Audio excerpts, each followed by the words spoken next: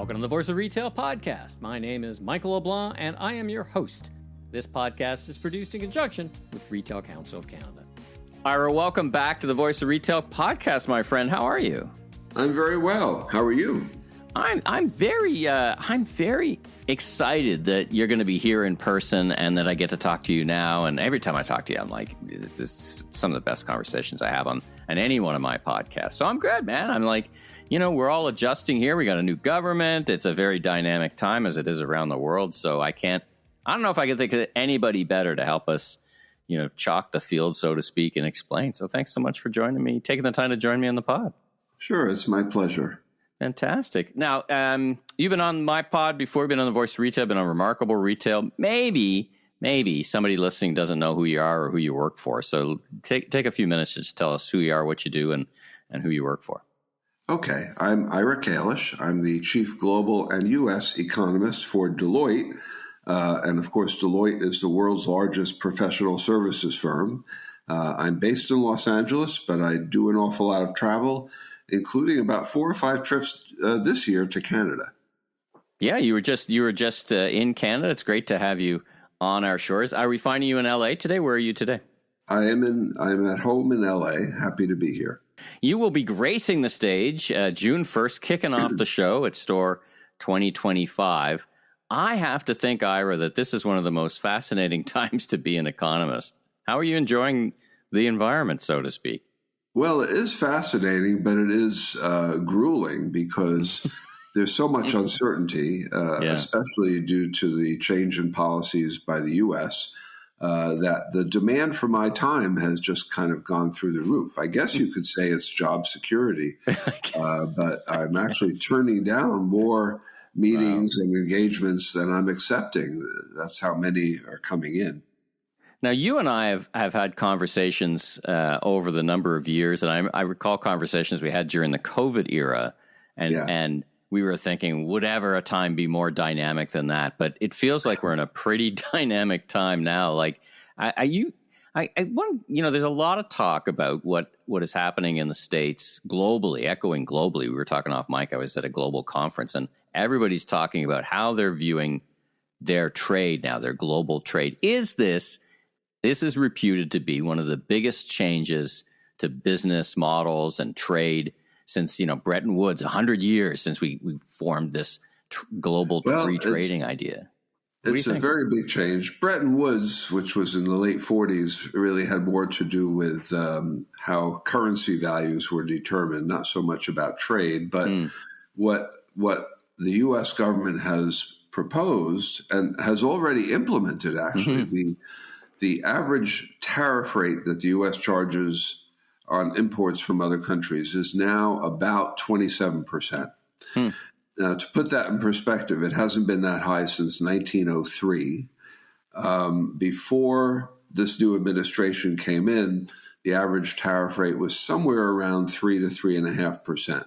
So this is a dramatic increase, and it certainly led to huge volatility in financial markets and a rising expectation that the U.S. economy will take a downward turn soon, and it has already disrupted global supply chains.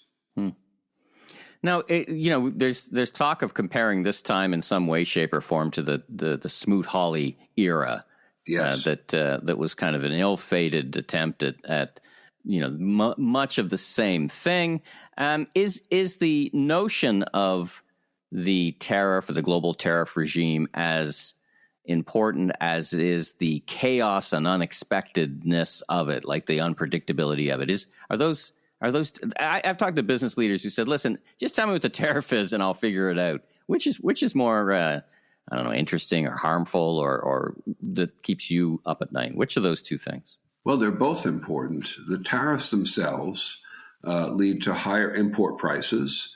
They reduce the purchasing power of U.S. consumers.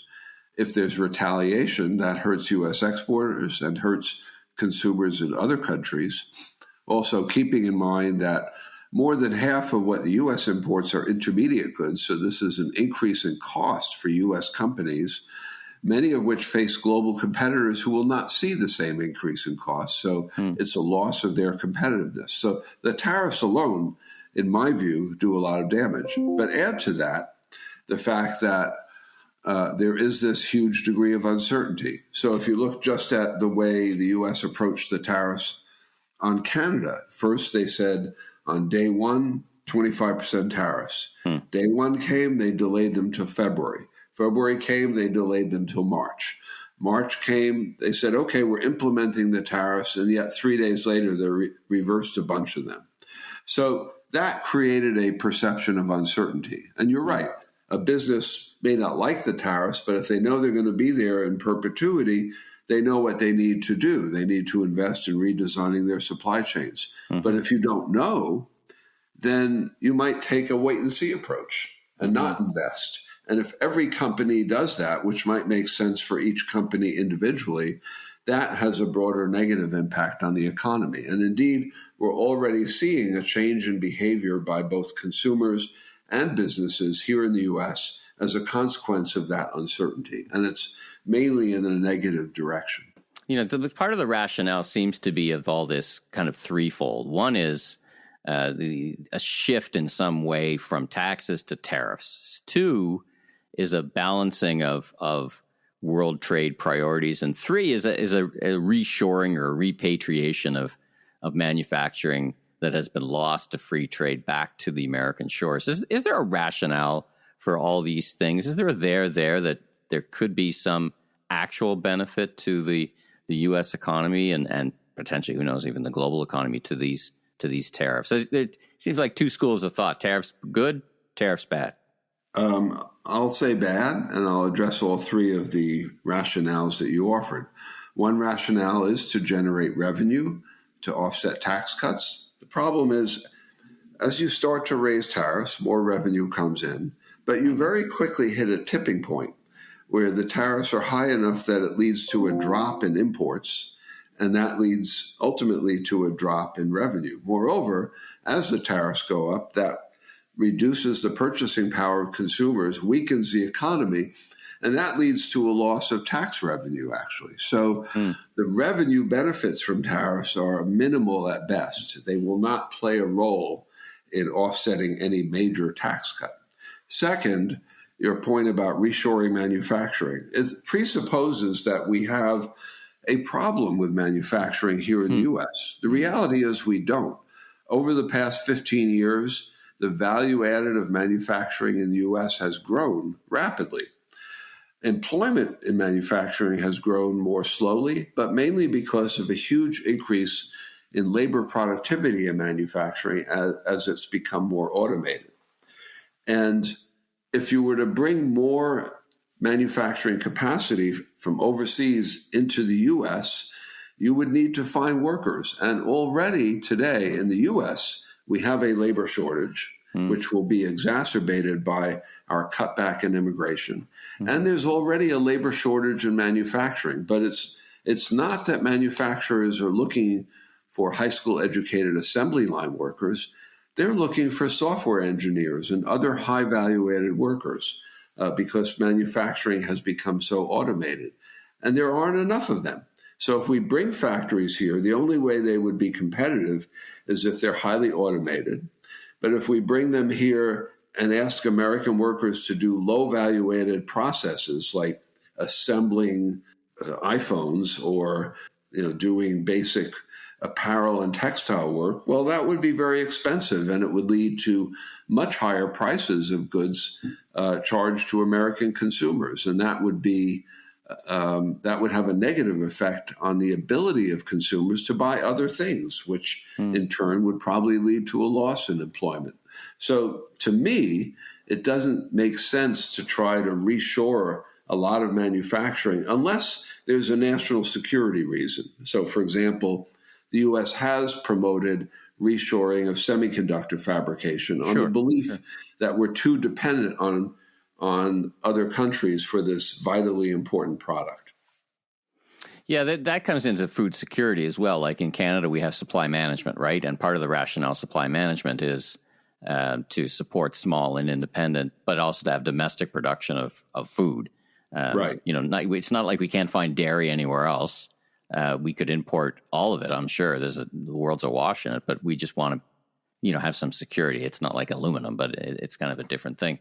Now, proponents of what's happening today, of course, being the president, but also his team, not Navro exactly, but before him, Lifehauser, would say, listen, we tried that free trade stuff and a lot of people got hurt in America, and we're going to try something else for 10 years because we don't think it works. And B, we think there's some countries around the world that took advantage of global trading and in some ways disadvantaged America in terms of their economy. What do you make of those arguments? The kind of like, let's get back to where we were 40 years ago and just a change from free trade to keep people, employ more people. I mean, it does go against what you just said. There's not enough people anyway. Right. I don't agree with that argument. And I think the facts speak otherwise. So again, manufacturing has been growing. Manufacturing employment has been growing. We have a labor shortage in this country. Mm-hmm. We have a very, very low unemployment rate. Real wages are rising. Where is the issue? And the other thing is, you say we tried free trade that failed. How did it fail? What free trade offered us was, first of all, relatively low prices, which led to more purchasing power on the part of consumers, certainly positive from a retail perspective. It created lower inflation than otherwise. It led to competition, which forces U.S. producers to become more efficient. That leads to productivity gains. We have basically benefited from relatively free trade. Now, to the argument that other countries have been unfair to us, where's the evidence of that?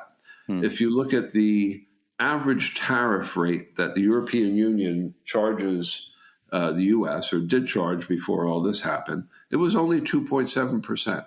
The average tariff rate that Japan charged imports from the U.S. was only 1.9%. These are very low rates. Plus, we had free trade mostly with Canada and Mexico, but also with South Korea and a few other countries. Mm-hmm. That led to the creation of highly efficient supply chains, which created more investment and more employment. I think we've done very well by free trade. And if you look at those countries in the world now and in the past that have mostly pursued protectionism, they have tended to grow slowly and have high inflation and not have strong employment growth. So the evidence, to me, is pretty overwhelming that we're better off with a freer trading regime. Now, are there costs to free trade? Sure. Some workers get hurt. But it seems to me that the winners by far outnumber the losers. And that suggests that you could have a regime in which the winners compensate the losers so that everybody is better off. What do you make of this non-tariff barriers and the currency manipulation argument as well? Because I was at a food show and Europe is a beautiful, wonderful market, but there's a lot of non-tariff barriers, a lot of very strict product regimes that are, and even Canada, right, with our supply management. That's not a tariff per se, but it is a barrier to a freer trade. Any sense of whether that has an implications? There are non-tariff barriers, yes. They mainly hurt the country that imposes those barriers because it leads to higher prices for consumers in those countries because they're not exposed to competition. But the non-tariff barriers have come down to a large extent. I mean, and if you look at what the U.S. administration has claimed are non-tariff barriers in the European Union, they look at things like product safety laws that are different from U.S. product safety environmental laws. Stuff, environmental rules. I think it's fair that the European Union set its own product safety and environmental rules as long as they don't discriminate against foreign products. The U.S. administration has also claimed that the fact that the European Union and Canada and other countries have value-added taxes, which is your goods and services tax in Canada, that's not a non-tariff barrier. Right. That is just a high tax that doesn't discriminate between imported and domestic goods. Now, here in the U.S., we don't have a value-added tax. So the administration seems to think that if other countries do, it's a non-tariff barrier. That's not the case. And finally, you mentioned currency manipulation. Currency values are mainly determined in the free market. Now, they can be determined by changes in monetary policy. So if the European Union eases monetary policy faster than the Federal Reserve in the U.S., then the value of the euro would come down, and that would boost the competitiveness of European exports. But that's hardly a form of currency manipulation. Now, you and I are having this discussion, but at the same time, the events are moving pretty fast. And I've heard one of this idea of a consolidation around Fortress North America, which means, I guess, globally, everyone starts trading within smaller blocks. Is there any rationale to that? Do you think that's where it might wind up? Fortress North America, Fortress Europe, Fortress Asia Pac? What do you think? I don't think so. I mean, certainly we're not going to have Fortress North America if free trade within North America is upended, which seems to be happening. We have seen in recent years a shift toward regional supply chains in some industries. I've talked to people in Silicon Valley who say that supply chains in the technology industry have moved in the direction of regional or regionalization, but not because of restrictions on trade imposed by governments, but just because it simply makes sense from an efficiency perspective. But there are still sizable global supply chains.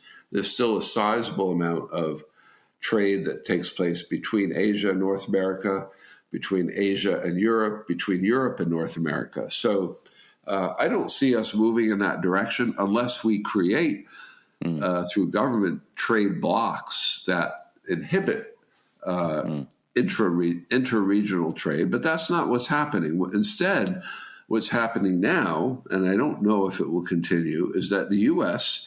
is attempting to restrict trade with everybody. And one result is that countries around the world are looking to liberalize trade with each other, excluding the U.S., as a way to reduce their dependence on the U.S. and expand trade opportunities elsewhere. I'm worried about, you mentioned supply chain earlier in the conversation. I'm pretty worried about what's happening right now with a lot of product being made in China, sitting in their warehouses, sitting on the dock, because no one wants to pull the trigger and put that on a boat and pay 145% tariff rate, or maybe 125. But are you worried about that, as I am? Yes. And now I'm speaking to you today at the beginning of May. And of course, the RCC event will be in the beginning of June. So the whole world could change by then. But as of today, here's what we know. We know that based on what shipping has been reserved, that the number of containers that are expected to arrive in the U.S. from China in May is now down 45% from a year ago.